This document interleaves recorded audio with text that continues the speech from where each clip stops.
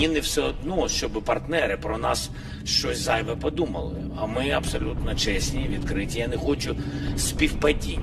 І тому я не поїду в Саудівську Аравію. Если Зеленский говорит, что с ним можно вести переговоры, ну, дает понять, с ним можно вести переговоры, на мой взгляд.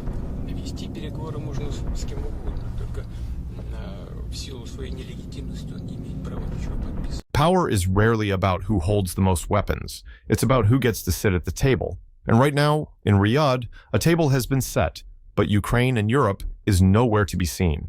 In a stunning turn of events, the United States and Russia have entered direct peace negotiations to end the war in Ukraine without Ukraine itself.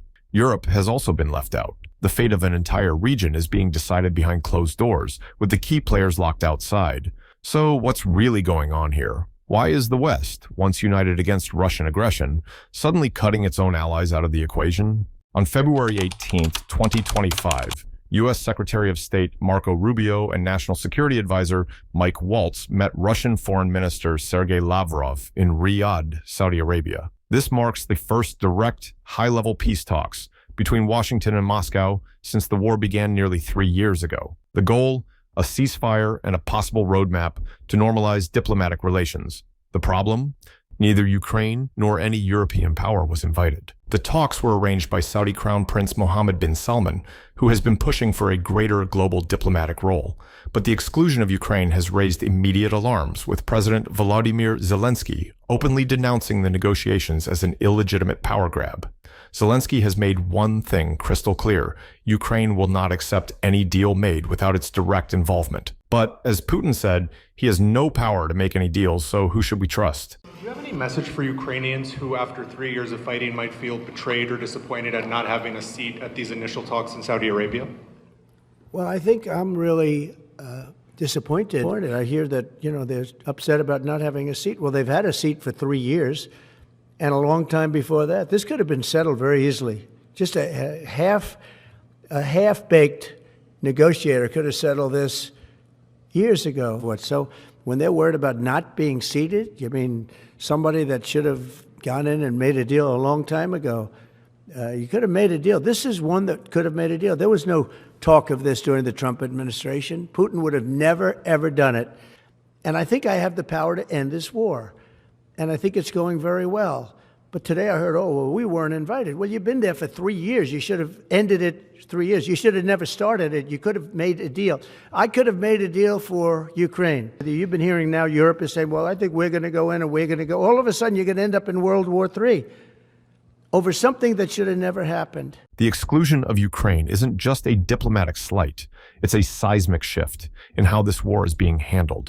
For the past 3 years, Ukraine has relied on U.S. and European military aid, intelligence support, and economic backing. But now, the nation that promised to stand with Ukraine are negotiating with its invader behind its back. So why is the U.S. doing this?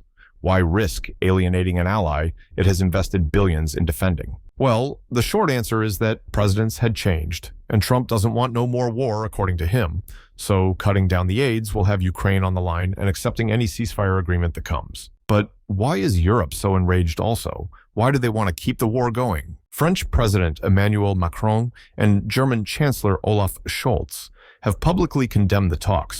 Italy, Poland, and the Baltic states have also denounced the move, calling it a dangerous precedent. Armin Papperger, CEO of Rheinmetall, Germany's largest defense contractor, put it bluntly: Europe has been relegated to the kids' table in global security. For decades, the U.S. has called on Europe to step up its defense spending. Now, when Europe actually needs to be part of the conversation, Washington has locked it out. But why? Because the U.S. is tired of waiting. Behind closed doors, sources in Washington say there's growing frustration with Ukraine's lack of progress. Despite massive military aid, Ukraine hasn't delivered the decisive victories the West had hoped for. And as the 2025 U.S. elections draw closer, political pressure is mounting. The American public, already weary of costly foreign wars, wants an exit strategy. This might be it. The Trump administration's approach is clear: end the war, fast. Avoid long-term entanglement. Keep Russia from fully aligning with China, but at what cost? Is this a diplomatic masterstroke or a betrayal of Ukraine and NATO? If Ukraine and Europe are left out of the peace deal, What does that mean for NATO's future? And more importantly, what is Russia demanding in return? Vladimir Putin is not negotiating from a position of weakness. Despite heavy sanctions, battlefield losses, and international isolation, Russia still holds one massive advantage: time. While Ukraine burns through Western-supplied weapons and financial aid, Russia's war machine keeps grinding forward. Moscow has adapted to sanctions, rerouted its economy, and secured key allies in China, Iran, and North Korea. And now, it's sitting at the table with the most powerful nation in the world, without Ukraine to challenge its demands. So according to some reports, Putin's top demands include recognition of Russian control over occupied Ukrainian territories, a halt to NATO expansion, particularly blocking Ukraine and Georgia from ever joining, lifting key Western sanctions on Russian energy and financial institutions. In other words, Russia wants to win this war at the negotiating table, even if it couldn't win it on the battlefield. Some of these demands are completely unacceptable, but others, they might actually be on the table. Let's break it down. Territorial recognition. Handing over Ukrainian land would be a wild move for any U.S. administration. But that doesn't mean Washington won't push Ukraine to accept a ceasefire in place, which would effectively freeze the conflict with Russia still holding large chunks of Ukrainian territory. This is exactly what happened in Korea in 1953 and Cyprus in 1974.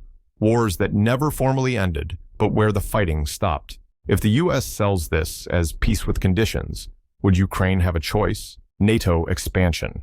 Ukraine joining NATO has been a red line for Russia since day one, and while the U.S. won't publicly abandon Ukraine's NATO aspirations, privately, that's already happening. Think about it. Finland and Sweden joined NATO in record time. Ukraine? It's still waiting, because everyone knows admitting Ukraine while it's at war would trigger an instant NATO-Russia conflict.